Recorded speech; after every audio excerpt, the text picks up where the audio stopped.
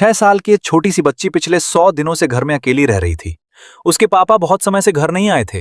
भूख लगती तो सूखी बासी रोटी खा लेती और जब नींद आती तो अपनी माँ का कोट पकड़कर सो जाती।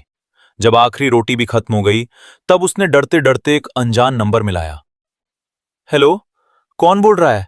कुछ बोलो भी। मैं फोन हाथ में लिए हैरान था। ये नंबर लगातार कॉल कर रहा था लेकिन हर बार चुप्पी रहती थी। फिर अचानक दूसरी तरफ से एक छोटी सी सहमी हुई आवाज आई। अंकल। मैं चौंक गया। क्या कहा बेटा? तुम्हारी मम्मी कौन है? बच्ची धीरे से बोली, मेरी मम्मी का नाम ली जी है। ये सुनते ही मेरी आंखों में आंसू आ गए, सांसें तेज हो गईं। मैं घबराकर जल्दी जल्दी पूछने लगा, तुम्हारा नाम क्या है? तुम्हारी मम्मी कहाँ है? तुम अभी कहाँ हो? मैं खुद को संभाल नहीं पा रहा था। 5 साल हो गए थे अपनी बहन लीजी को देखे हुए। उसने घर वालों के खिलाफ जाकर शादी कर ली थी और तभी से सारे रिश्ते टूट गए थे। मैं उसे ढूंढने के लिए ही शंघाई यूनिवर्सिटी आया था, बस इसी उम्मीद में कि कभी तो वो मुझसे संपर्क करेगी। मैंने अपना नंबर तक नहीं बदला, लेकिन फोन पर जो खबर मिली उसने मुझे अंदर से तोड़ दिया। बच्ची रोते हुए बोली, मम्मी अब नहीं रही। उसकी सिसकियां सुनकर ऐसा लगा जैसे मेरे ऊपर बिजली गिर रही हो। मेरी बहन की सारी यादें आंखों के सामने घूमने लगीं। तभी बच्ची की मासूम आवाज फिर सुनाई दी, अंकल, मेरा नाम तांग तांग है। मैंने खुद को संभाला और पूछा, तांग तांग, बेटा तुम अभी कहां हो? उसने पता बताया और मैं तुरंत वहां पहुंच गया। दरवाजा खुला। सामने एक नन्ही सी बच्ची खड़ी थी। सुंदर सी ड्रेस पहने बड़ी बड़ी आंखों से मुझे देख रही थी। उसे देखते ही लगा जैसे अपनी बहन को देख रहा हूं। अचानक कांग तांग जोर जोर से रोने लगी और भागकर मेरी बाहों में आ गई। मैं कुछ पल के लिए बिल्कुल सुन रह गया, लेकिन उसकी रोने की आवाज सुनकर मेरा दिल भी टूट गया। काफी देर बाद जाकर तांग तांग थोड़ी शांत हुई। वो मेरा हाथ पकड़कर मुझे घर के अंदर ले गई। घर का हाल देखकर मेरा दिल बैठ गया। पूरा कमरा बिखरा पड़ा था। हर तरफ बियर की खाली बोतलें फैली हुई थीं। घर में ठंड और सन्नाटा था। ऐसा लग रहा था जैसे वहां लंबे समय से कोई ठीक से रहा ही ना हो। अपनी छोटी सी भतीजी की हालत देखकर मेरा दिल फिर से भर आया। मैंने खुद को संभालते हुए पूछा, तांग तांग, तुम्हारे पापा कहाँ हैं? तांग तांग धीरे से बोली, पापा बहुत दिनों से घर नहीं आए। ये सुनकर मेरा खून खौल उठा। मतलब उस आदमी ने अपनी छोटी सी बेटी को इतने दिनों तक घर में अकेला छोड़ रखा था। मैंने प्यार से पूछा, फिर तुम खाना क्या खाती थीं? तांग तांग कुछ बोले बिना भागकर अंदर गई और थोड़ी देर बाद एक प्लास्टिक की थैली लेकर वापस आई। वो मासूमियत से मुस्कुराकर बोली, अंकल, मैं सरसों वाली रोटी खा रही थी, वो बहुत स्वादिष्ट होती है। फिर उदास होकर बोली, लेकिन अब सब खत्म हो गया, इसलिए मैंने आपको फोन किया। उसकी बात सुनकर ऐसा लगा जैसे किसी ने मेरे दिल में सुई चुभो दी हो। मैंने तुरंत उसके सिर पर हाथ फेरा और कहा, चलो अंकल, तुम्हें बाहर अच्छा खाना खिलाने ले चलते हैं। अच्छा खाना सुनते ही उसकी आंखें चमक उठीं। उसने खुशी से जोर जोर से सिर हिलाया और उसके चेहरे पर एक प्यारी सी मुस्कान आ गई। वो भी बहुत छोटी थी। शायद उसे अभी पूरी तरह समझ भी नहीं था कि उसकी मां अब इस दुनिया में नहीं रही। मैं नहीं चाहता था कि वो और दुखी हो। जल्दी से घर थोड़ा ठीक करके मैं उसे बाहर ले गया और एक रेस्टोरेंट में खाना ऑर्डर किया। तांग तांग बड़े चाव से खाना खाने लगी। उसे देखकर साफ समझ आ रहा था कि वो कई दिनों से ठीक से भूखी थी। लेकिन मेरा एक निवाला भी खाने का मन नहीं कर रहा था। मेरे दिमाग में बस एक ही बात घूम रही थी, मैं मां पापा को दीदी के बारे में कैसे बताऊंगा। थोड़ी देर बाद तांग तांग ने खाना खत्म किया, अपने छोटे से पेट पर हाथ फेरा और खुश होकर मुस्कुरा दी। उसे देखकर बस यही मन कर रहा था कि ये बच्ची हमेशा खुश रहे। मैं उसे दोबारा उस घर में अकेला नहीं छोड़ सकता था और अभी मां पापा को भी सच बताने की हिम्मत नहीं थी। मैंने धीरे से पूछा, तांग तांग, क्या तुम अब से मामा के साथ रहोगी? उसने तुरंत खुशी से सिर हिला दिया। फिर मासूमियत से बोली, मम्मी ने कहा था अगर वो चली जाएं तो मामा मुझे लेने आएंगे। वो थोड़ी देर रुकी फिर बोली, मम्मी कहती थी दुनिया में मामा ही उनके सबसे अपने इंसान है। ये सुनकर मैं खुद को रोक नहीं पाया। आंखों से आंसू निकल पड़े। बाद में जब मैंने दीदी की डायरी पढ़ी तब समझ आया कि वो आखिरी सांस तक मुझसे मिलने क्यों नहीं आई थी। तभी अचानक एक आदमी कुछ पुलिस वालों के साथ रेस्टोरेंट के अंदर आया। उसे देखते ही मैं सन्न रह गया, क्योंकि वो तांग तांग का पिता था। हाँ साहब, यही मेरी बेटी है। तांग तांग का बाप चीलेजी जल्दी जल्दी सिर हिलाकर पुलिस वालों से बोला। फिर उसने दिखावे वाली चिंता जताते हुए कहा, तांग तांग, पापा ने कहा था ना घर पर मेरा इंतजार करना।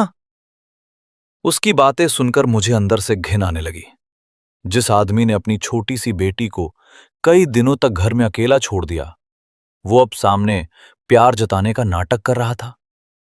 सच कहूं तो मन कर रहा था उसे वहीं पकड़कर कई थप्पड़ मार दूं। अगर तांग तांग ने मुझे फोन नहीं किया होता तो पता नहीं उस बच्ची का क्या हाल होता। तभी एक पुलिस वाले ने मेरी तरफ देखकर पूछा, और तुम कौन हो? मैंने खुद को संभालते हुए कहा, मैं तांग तांग का मामा हूं। पुलिस वाला थोड़ा चौंका और फिर ची लेजी की तरफ देखने लगा। ची लेजी ने तुरंत बात संभालते हुए कहा, हां, ये मेरी पत्नी का छोटा भाई है। जब पुलिस को समझ आ गया कि बच्ची अपने रिश्तेदार के साथ है, तो वो लोग वहां से चले गए। पुलिस के जाते ही ची लेजी ने आराम से कुर्सी खींची और बैठ गया। उसने एक बार भी तांग तांग की तरफ नहीं देखा। सीधे मेरी तरफ घूरते हुए बोला, तुम्हें अपनी बहन के बारे में पता चल ही गया होगा। मैं चुप रहा। वो फिर बोला, मेरे पास अभी बहुत काम है, मैं बच्चे की देखभाल नहीं कर सकता। मैंने तुरंत उसे बीच में टोक दिया। बच्चा नहीं, उसका नाम तांग तांग है। मेरी आवाज सुनकर उसका चेहरा थोड़ा उतर गया। तभी मुझे समझ आया, ये आदमी आज तक अपनी बेटी को दिल से अपनाना ही नहीं चाहता था। शायद इसलिए उसे घर में अकेला छोड़कर घूमता रहा। मैंने तांग तांग का हाथ पकड़ा और कहा, तांग तांग अब मेरे साथ जाएगी। साफ था कि मुझे उस आदमी पर रत्ती भर भरोसा नहीं था। लेकिन तभी ची लेजी के चेहरे पर एक अजीब सी मुस्कान आ गई।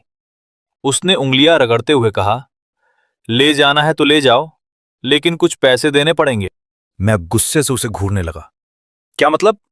वो बेहयाई से बोला, मुझे भी जीना है, थोड़ा खर्चा दे दो, फिर बच्ची को ले जाओ। मेरी भौहें गुस्से से सिकुड़ गईं। एक पैसा नहीं दूंगा। यह सुनते ही ची लेजी का चेहरा बदल गया। उसने तांग तांग की तरफ देखकर डराने वाले अंदाज में कहा, अगर पैसे नहीं दिए तो तांग तांग मेरे साथ घर चलेगी। यह सुनते ही तांग तांग डर के मारे कांप गई।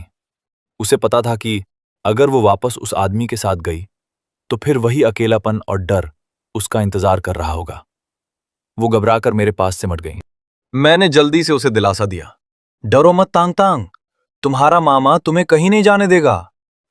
ची लेजी कुर्सी पर पीछे टिकते हुए बोला, मैं उसका बाप हूं, जब तक पैसे नहीं मिलते मैं उसे तुम्हारे साथ नहीं जाने दूंगा। मैंने उसकी आंखों में देखते हुए साफ शब्दों में कहा, मेरे पास पैसे नहीं हैं, लेकिन तांग तांग आज मेरे साथ ही जाएगी। मेरी आवाज पूरी तरह दृढ़ थी, क्योंकि मैं अच्छी तरह समझ चुका था उस आदमी को अपनी बेटी से नहीं, सिर्फ पैसों से मतलब था। मेरे पास पैसे नहीं थे और शायद उसे भी समझ आ गया था कि मुझसे कुछ मिलने वाला नहीं है। वो गुस्से में कुर्सी पीछे धकेल कर उठा और बिना तांग तांग की तरफ दोबारा देखे वहां से चला गया। उसे जाते हुए देखकर मैंने गहरी सांस ली। तांग तांग जैसी छोटी बच्ची को ऐसा बाप मिला था, ये सोचकर मेरा दिल और भारी हो गया। मैंने मन ही मन कसम खाई, अब जब वो मेरे साथ है मैं उसे दोबारा कभी अकेला या बेसहारा महसूस नहीं होने दूंगा। तभी अचानक मेरे दिमाग में एक अजीब सी आवाज गूंजी, सुपर अंकल सिस्टम सफलतापूर्वक एक्टिव हो चुका है। मैं एकदम चौंक गया।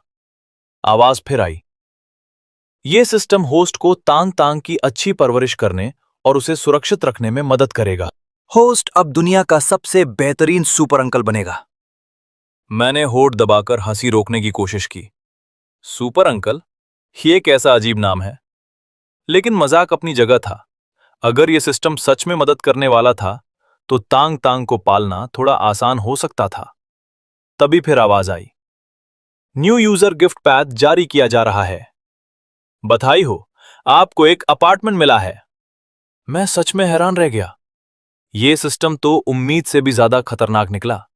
नए यूजर को सीधे फ्लैट गिफ्ट में दे दिया। और सबसे बड़ी बात, ये इनाम बिल्कुल सही समय पर मिला था। फिर सिस्टम ने नया मिशन दिखाया। मुख्य कार्य, तांग तांग की कानूनी कस्टडी हासिल करें। इनाम 10 लाख रुपए। मैं कुछ सेकंड तक स्क्रीन को देखता रह गया। लेकिन सच कहूं, मैं ये काम पैसों के लिए नहीं करना चाहता था। मुझे बस तांग तांग को अपने पास रखना था। उसकी मां अब इस दुनिया में नहीं थी और उसका बाप भरोसे के लायक बिल्कुल नहीं था। ऐसे में उसकी कस्टडी लेना ही सबसे सही रास्ता था। कम से कम तब मुझे सुकून रहता कि तांग तांग सुरक्षित है। लेकिन मैं ये भी जानता था कि बच्चे की कस्टडी लेना कोई आसान बात नहीं होती। इसलिए मैंने तय किया कि स्कूल जाकर लॉ डिपार्टमेंट के किसी प्रोफेसर से सलाह लूंगा। तभी तांग तांग ने खाना खत्म किया और अपने छोटे से पेट पर हाथ फेरते हुए मीठी आवाज में बोली, मामा, खाना बहुत अच्छा था, धन्यवाद। उसकी प्यारी सी मुस्कान देखकर मेरा दिल पिघल गया। मैंने उसी पल ठान लिया, अब चाहे कुछ भी हो जाए, मैं अपनी भतीजी को कभी दुख नहीं होने दूंगा। मैं मुस्कुराकर बोला, चलो तांग तांग, अब घर चलते हैं। शायद उसे लगा कि मैं उसे वापस उसके पुराने घर ले जाऊंगा, इसलिए मैंने तुरंत साफ किया, हम अपने घर जा रहे हैं, उस घर में नहीं। हमारा घर सुनते ही उसका छोटा सा चेहरा खुशी से चमक उठा। उसकी आंखों में पहली बार सुकून दिखाई दिया। साफ था कि वो भी मेरे साथ रहना चाहती थी। सिस्टम से मिला अपार्टमेंट मेरे कॉलेज के पास था, लेकिन मैं सीधे वहां नहीं गया। पहले मैं तांग तांग को लेकर वापस यूनिवर्सिटी पहुंचा, एक बड़ा और एक छोटा।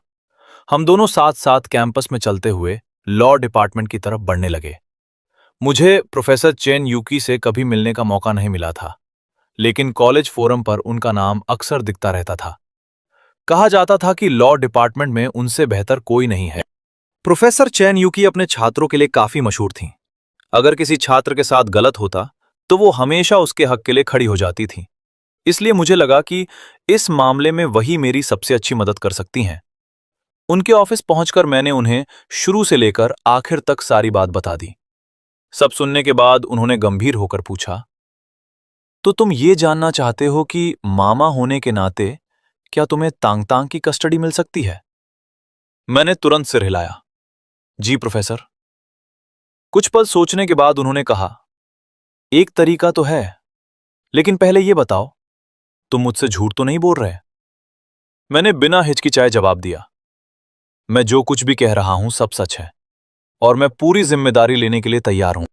मेरी बात सुनकर प्रोफेसर थोड़ा शांत हुई, फिर समझाने लगी, देखो, आमतौर पर मामा या चाचा की बच्चे को पालने की सीधी कानूनी जिम्मेदारी नहीं होती, लेकिन अगर माता पिता बच्चे की देखभाल करने लायक ना हो या उनमें से किसी की मौत हो चुकी हो और रिश्तेदार जिम्मेदारी लेना चाहता हो, तब मामला अलग होता है। मैंने तुरंत कहा, प्रोफेसर, मैं तांग तांग को अपने साथ रखना चाहता हूं। उन्होंने फिर गंभीर होकर पूछा, लेकिन बच्चा पालना आसान नहीं होता, तुम्हारे पास पैसे और समय दोनों होने चाहिए। मैंने गहरी सांस लेकर कहा, पैसों की चिंता नहीं है और अगर जरूरत पड़ी तो मैं पढ़ाई भी छोड़ दूंगा। मेरी बात सुनकर प्रोफेसर चेन सच में चौंक गईं। शायद उन्हें उम्मीद नहीं थी कि मैं इतना गंभीर हूं। फिर उन्होंने धीरे धीरे पूरी कानूनी प्रक्रिया समझानी शुरू की। अगर तुम सच में तांग तांग के अभिभावक बनना चाहते हो तो तुम्हें कानूनी तरीके से जाना होगा, जैसे गार्जियनशिप ट्रांसफर, एडॉप्शन वगैरह। उसके बाद उन्होंने जरूरी कागजात और सबूतों के बारे में भी विस्तार से बताया। सबसे जरूरी चीज थी ये साबित करना कि तांग तांग का पिता अपनी जिम्मेदारी ठीक से नहीं निभा रहा। ऑफिस से निकलने के बाद मैं सीधे हॉस्टल गया ताकि अपना कुछ सामान ले सकूं। जैसे ही मैं कमरे में घुसा, मेरा रूममेट शियाओ जोंगजू तांग तांग को देखकर हैरान रह गया। ओल्ड ली, ये बच्ची कौन है? मैंने जवाब दिया, मेरी भतीजी। फिर मैंने कहा, ओल्ड शियाओ, जरा मेरा सामान नीचे ले जाने में मदद कर देगा? वो तुरंत बोला, अरे, इसमें पूछने वाली क्या बात है? कुछ ही देर में वो मेरा बैग उठाकर नीचे भागा। उसके पीछे झाओ कुओ और वांग मिंग भी चले आए। हम चारों का रिश्ता हमेशा से काफी अच्छा था, लेकिन नीचे पहुंचते ही तीनों की नजर तांग तांग पर टिक गई। छोटी सी बच्ची डरते डरते मेरे पीछे छिप गई और मेरे कपड़े पकड़कर धीमे से बोली, मामा। उसकी मासूम शक्ल देखकर तीनों के चेहरे पिघल रहे। श्याओ जोंगज्यू तुरंत बोला, अरे अरे, हमारी तांग तांग को मत डराओ। तांग तांग ने धीरे से सिर बाहर निकाला, जैसे समझने की कोशिश कर रही हो कि सामने वाले लोग अच्छे हैं या नहीं। उन तीनों को देखकर तांग तांग धीरे धीरे समझ गई कि ये लोग बुरे नहीं हैं।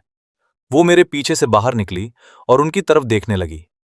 तभी उसकी नजर उनके हाथों में पकड़े स्नैक्स पर गई और उसकी आंखें चमक उठीं।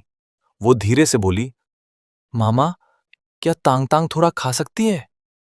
मैंने मुस्कुराकर सिर हिला दिया।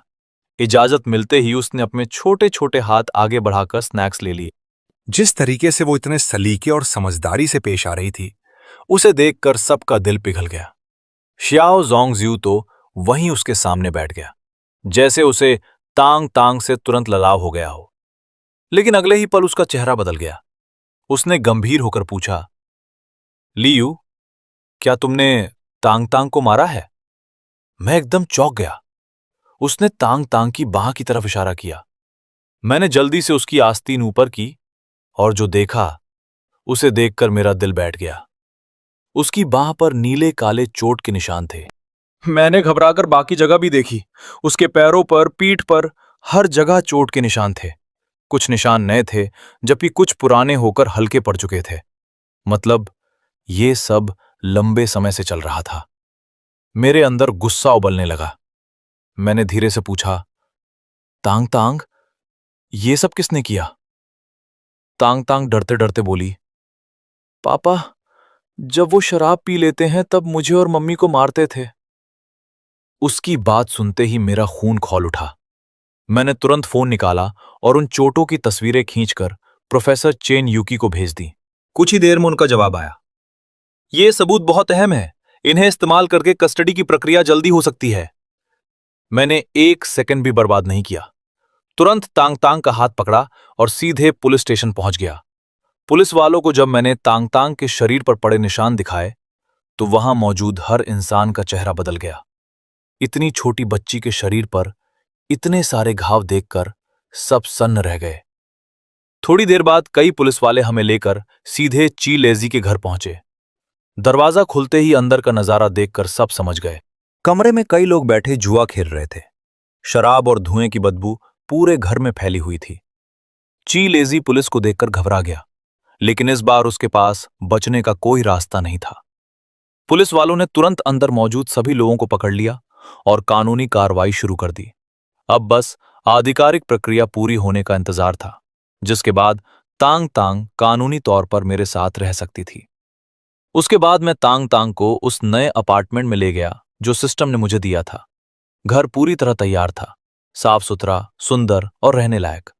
मैंने मुस्कुराकर कहा, तांग तांग, चलो अपना कमरा चुनो। लेकिन वो वहीं चुपचाप खड़ी रही। मैंने झुककर पूछा, क्या हुआ?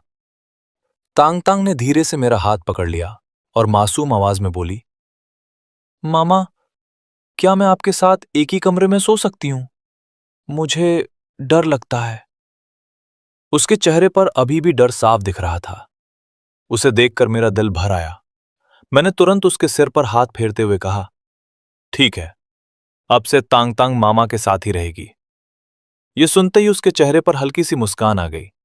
मैंने हंसते हुए कहा, चलो फिर हम दोनों साथ में कमरा चुनते हैं। पूरा अपार्टमेंट 2 मंजिला था और उसमें 5 बड़े कमरे थे, एक बड़ा और एक छोटा। अब वो सच में हमारा घर बनने वाला था। पूरा घर देखने के बाद आखिर में हमने सबसे बड़ा कमरा चुना। उसमें एक बड़ा और आरामदायक बिस्तर था। तांग तांग जैसे ही बिस्तर पर लेटी, तुरंत मेरी तरफ सरक आई। उसने मेरी बाह कसकर पकड़ ली और मुझसे चिपक कर लेट गई, जैसे डर हो कि मैं कहीं गायब ना हो जाऊं। कुछ ही देर में वो सो गई। मैं चुपचाप उसकी सोई हुई शक्ल को देखता रहा। आज एक ही दिन में इतना कुछ हो गया था कि मेरा दिमाग पूरी तरह उलझ चुका था। मैं अभी माँ पापा को दीदी की मौत के बारे में नहीं बता सकता था। मुझे डर था कि वो ये सदमा सह नहीं पाएंगे। और अब मेरे ऊपर एक नई जिम्मेदारी भी थी। मुझे तांग तांग के लिए बहुत पैसे कमाने थे, ताकि उसे कभी किसी चीज की कमी ना हो। तभी मेरा फोन बजा। कॉल पुलिस स्टेशन से थी। उन्होंने बताया कि ची लेजी के खिलाफ जांच शुरू हो चुकी है और मामला सिर्फ घरेलू हिंसा तक सीमित नहीं था, वो और भी कई गलत कामों में फंसा हुआ था। ये सुनकर मुझे गुस्सा भी आया और बेबसी भी महसूस हुई। मेरी बहन ने आखिर ऐसे इंसान पर भरोसा कैसे कर लिया था? लेकिन एक बात सुनकर मुझे थोड़ा सुकून मिला। ची लेजी के केस का तांग तांग की कस्टडी पर कोई असर नहीं पड़ेगा, यानी अब तांग तांग को हमेशा के लिए अपने पास रखने का रास्ता साफ था। नींद में भी तांग तांग बहुत बेचैन थी। हल्की सी आवाज होते ही वो डरकर जाग जाती। एक बार उसने नींद में आंखें खोली, मुझे अपने पास बैठा देखा, फिर चैन की सांस लेकर दोबारा मेरी बांह पकड़कर सो गई। मैंने उसके छोटे से सिर पर प्यार से हाथ फेरा। दिल पूरी तरह पिघल चुका था। दोपहर तक सोने के बाद तांग तांग आंखें उठी। मैं उसे लेकर सीधे अदालत गया ताकि गार्जियनशिप ट्रांसफर की प्रक्रिया पूरी की जा सके। सारे दस्तावेज और सबूत पहले से तैयार थे। क्योंकि उसकी मां अब इस दुनिया में नहीं थी और उसके पिता अपनी जिम्मेदारी निभाने में पूरी तरह नाकाम रहे थे, इसलिए प्रक्रिया उम्मीद से कहीं ज्यादा जल्दी पूरी हो गई। अदालत से बाहर निकलते वक्त मेरे हाथ में आधिकारिक कागज थे। अब मैं कानूनी तौर पर तांग तांग का अभिभावक बन चुका था। उन कागजों को देखकर मैंने राहत की लंबी सांस ली। अब चाहे ची लेजी दोबारा सामने भी आए, मुझे डरने की जरूरत नहीं थी।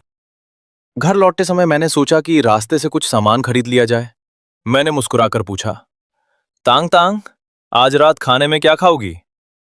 वो थोड़ा झिझकी, फिर दोनों हाथ पीछे करके धीरे से बोली, मामा, क्या आज थोड़ा मांस खा सकते हैं? उसकी बात सुनकर मेरा दिल कसकर दुख उठा। इतनी छोटी बच्ची की इतनी सी ख्वाहिश थी। मैंने तुरंत हंसते हुए कहा, तो आज रात हम स्वादिष्ट भुना हुआ पोर्क खाएंगे। ये सुनते ही तांग तांग खुशी से उछल पड़ी, सच में? फिर वो ताली बजाकर हंसने लगी। मैं बाजार से मांस और बाकी सामान खरीदकर घर वापस आया। घर पहुंचते ही सबसे पहले मैंने बिजली चालू करवाई। अब ये घर सच में हमारा घर लगने लगा था। मैंने टीवी चालू किया और रसोई में खाना बनाने चला गया। लेकिन जैसे ही मैं अंदर गया, थोड़ी देर बाद छोटे छोटे कदमों की आवाज भी पीछे से आने लगी। मुड़कर देखा तो तांग तांग चुपचाप सोफे से उतरकर मेरे पीछे पीछे रसोई तक आ गई थी। मैं हंस पड़ा, अरे तुम टीवी क्यों नहीं देख रही? तांग तांग ने गंभीर चेहरा बनाकर सिर हिलाया। फिर धीरे से बोली, मामा, मैं मदद करूं? उसकी बात सुनकर मेरा दिल पिघल गया। मैंने तुरंत उसे गोद में उठा लिया और वापस हॉल में ले आया। उसके गाल दबाते हुए बोला, जब मामा घर पर हैं तब तांग तांग को काम करने की जरूरत नहीं है। तुम बस अच्छे से बैठो और मामा के हाथ का खाना खाओ।